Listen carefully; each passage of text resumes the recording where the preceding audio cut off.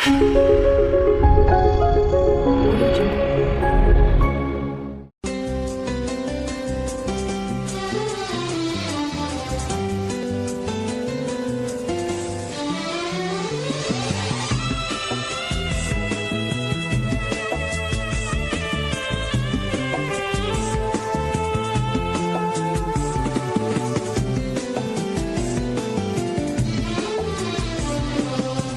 मेरे मन तू सदा धन्य कर यहोवा को, हे मेरे मन तू सदा।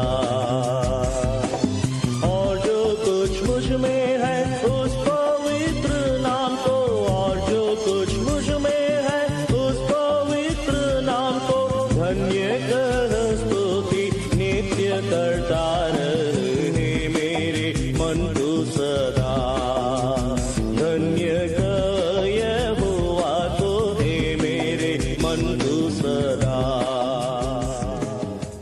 परमेश्वर के नाम की महिमा हो। प्रभात मनन में आप सभी का स्वागत है। आज हम भजन संहिता 22 को मनन करेंगे। इस भजन के कई पदों को करीब 7 बार नए नियम में उल्लेख किया गया है।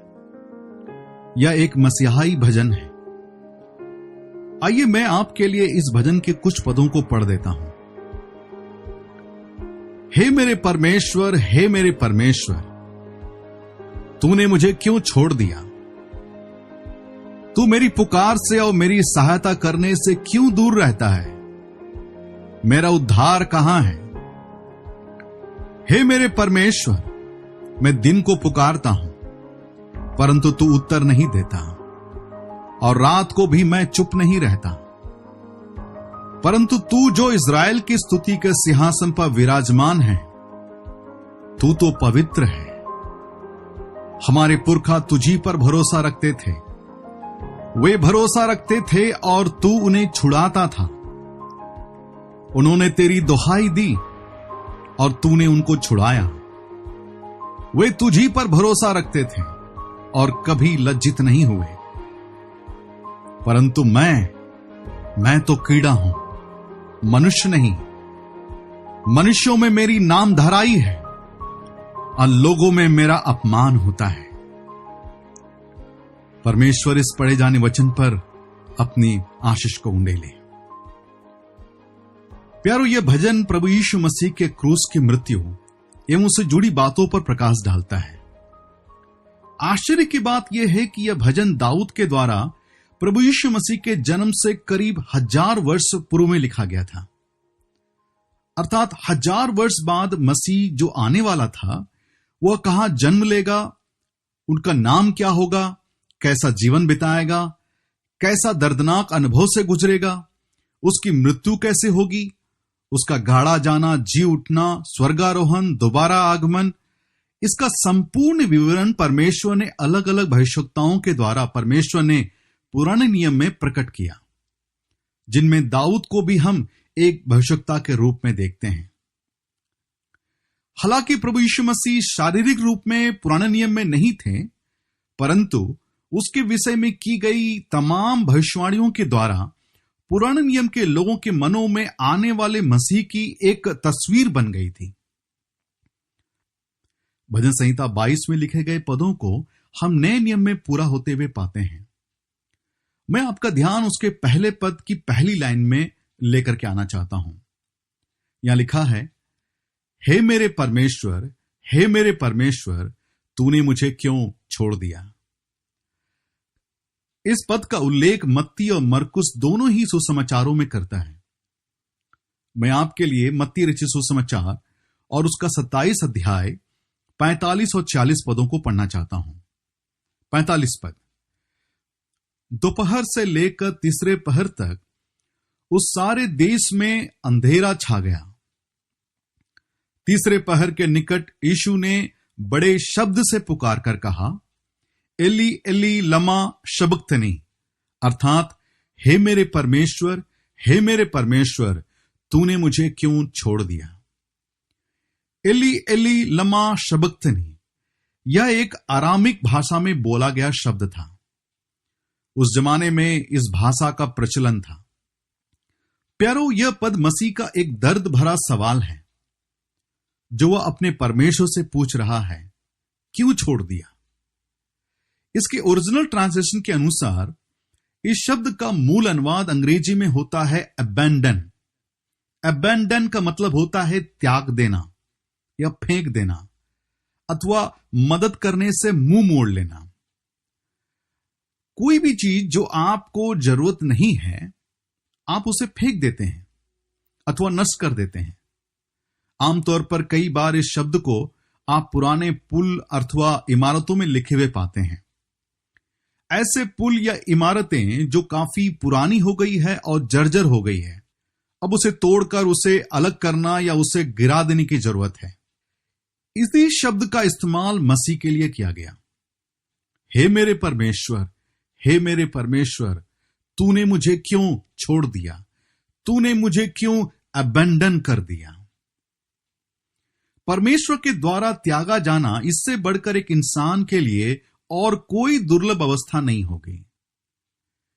जीवन में कई बार ऐसी परिस्थितियां आ जाती है जब हम अपने आप को भी ऐसा ही महसूस करते हैं कि शायद परमेश्वर ने हमें त्याग दिया है। हो सकता है आपने भी कभी ना कभी अपने जीवन में महसूस किया होगा। परंतु प्यारो, मैं परमेश्वर के वचन के आधार पर आपको बताना चाहता हूं कि परमेश्वर आपको कभी त्याग नहीं सकता। यह केवल हमारी फीलिंग्स हैं, केवल हम महसूस करते हैं, पर सत्य नहीं है। नए जन्म प्राप्त किए हुए परमेश्वर के जन को परमेश्वर कभी भूल नहीं सकता और ना कभी त्याग सकता है। परंतु जब बात आती है क्रूस पर मरते हुए प्रभु यीशु मसीह के विषय में, जिसका उल्लेख इस पद में किया गया है, जहां प्रभु जोर से चिल्ला के कहते हैं, हे मेरे परमेश्वर, हे मेरे परमेश्वर, तूने मुझे क्यों त्याग दिया, तो प्यारो, यह सत्य था। वाकई में परमेश्वर ने उसे त्याग दिया था। भले ही वो थोड़े ही पलों के लिए हो, परंतु परमेश्वर ने उसे त्याग दिया।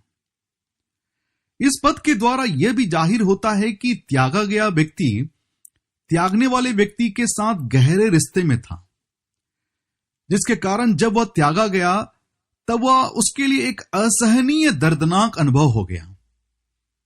प्यारो, हमें पता है इस घटना के घटने से पहले प्रभु यीशु मसीह के साथ रोमी सैनिकों ने बहुत ही क्रूरता से व्यवहार किया। उसकी दाढ़ी को नोचा गया, उनके शरीर पर कोड़े बरसाए गए, उनके सिर पर कांटों का मुकुट रखा गया और डंडों से पीटा गया, उसके हाथ और पैरों में कीलें ठोक दी गई, उसे क्रूस पर झुला दिया गया, उसे काफी दर्द दिया गया। परंतु प्रभु यीशु मसीह के मुंह से एक बार भी अपने बचाव के लिए, अर्थात अपने दर्द को जाहिर करने के लिए एक भी शब्द नहीं निकला। परंतु जैसे ही परमेश्वर ने उसे त्याग दिया, प्रभु यीशु मसीह चिल्लाकर कहता है, हे मेरे परमेश्वर, हे मेरे परमेश्वर, तूने मुझे क्यों त्याग दिया। दुखी पुरुष परमेश्वर का त्यागा हुआ। उसका चेहरा मनुष्य का सा नहीं जान पड़ रहा था। तीसरे पहर चिल्लाकर कहता है, हे मेरे परमेश्वर, हे मेरे परमेश्वर, तूने मुझे क्यों त्याग दिया। प्यारो, ऐसा क्या कारण था कि पिता ने अपने इकलौते पुत्र को त्याग दिया और दर्दनाक मृत्यु के लिए सौंप दिया। प्रेरित पौलुस लिखता है दूसरा कुरिन्थियों की पत्री उसके 5वां अध्याय और उसके 21 पद में, मैं आपके लिए पढ़ देता हूं। जो पाप से अज्ञात था उसी को उसने हमारे लिए पाप ठहराया कि हम उसमें होकर परमेश्वर की धार्मिकता बन जाएं। प्रभु यीशु मसीह हमारे पापों के लिए बलिदान हुआ, यह सही वाक्य है। परंतु पौलुस इसे और भी स्पष्ट करते हुए कड़े शब्दों में लिखता है, ध्यान से सुनिएगा, परमेश्वर ने प्रभु यीशु मसीह को हमारे बदले पाप ठहराया। For he hath made him to be sin for us, who knew no sin. पौलुस एक और संदर्भ में लिखता है, रोमियो 8 अध्याय उसके 3 पद पर, क्योंकि जो काम व्यवस्था शरीर के कारण दुर्बल होकर ना कर सके, उसको परमेश्वर ने किया, अर्थात अपने ही पुत्र को पापमय शरीर की समानता में और पाप बलि होने के लिए भेजकर शरीर में पाप पर दंड की आज्ञा दी। प्यारो, यदि मैं इस पद को सरल शब्दों में कहूं तो परमेश्वर ने पहले अपने पुत्र पर जगत के समस्त पाप को लादा, फिर उस पाप को दंड दिया। यहां दंड देने वाला स्वयं परमेश्वर है, ना कि वो रोमी सैनिक अथवा रोमी सरकार। जब एक पिता स्वयं अपने पुत्र को मृत्यु दंड दे रहा है तो उससे दर्दनाक बात और क्या हो सकती है। आपको याद होगा, अब्राहम परमेश्वर की आज्ञा के अनुसार अपने पुत्र इसहाक को बलिदान करने के लिए वेदी पर लिटाता है, छुरा उठाता है ताकि अपने इकलौते पुत्र के गर्दन को धड़ से अलग कर दे। प्यारों, मैं उस पल की कल्पना कुछ इस रीति से करता हूं कि शायद अब्राहम की दिल की धड़कन तेजी से धड़क रही होगी। वो शायद पसीने से तरबतर हो गया होगा। उसके हाथ और पैर कांपते होंगे और ठंडे पड़ गए होंगे। उसकी आंखों में आंसू भर गए होंगे। इससे पहले कि वह अपने पुत्र पर छुरा चलाता, परमेश्वर कहता है, रुक जा अब्राहम, और इसहाक के बदले बलिदान के लिए उसे एक भेड़ उपलब्ध कराता है। हजारों वर्ष के बाद उसी तरह के नजारे को हम कलवरी के क्रूस पर देखते हैं।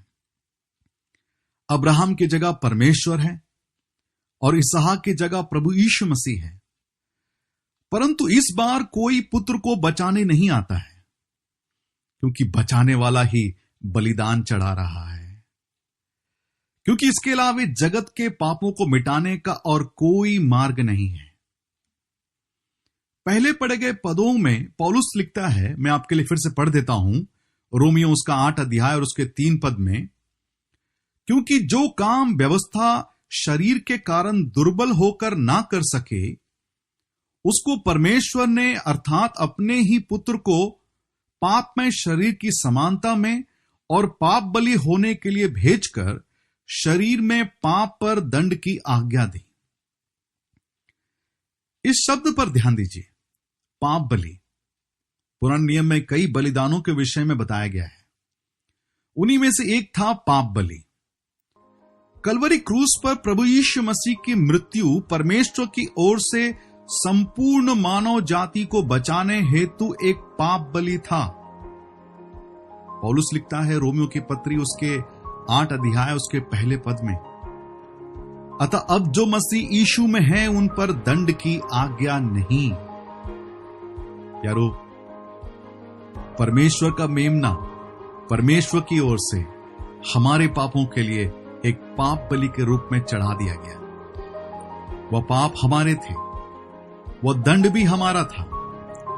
उसने अपने ऊपर ले लिया और हमारे स्थान पर मारा गया। हमारे पापों ने पवित्र परमेश्वर को अपने पुत्र से अलग कर दिया, उसकी सहायता की पुकार को अनसुनी कर दिया, ताकि मैं और आप बच जाए। प्यारो, इन्हीं विचारों को ध्यान करते हुए आइए परमेश्वर की आराधना करें, उसके पुत्र को सराहे, परमेश्वर के नाम की महिमा हो। आप सबको मेरा जय मसीह। बलिदान द्वारा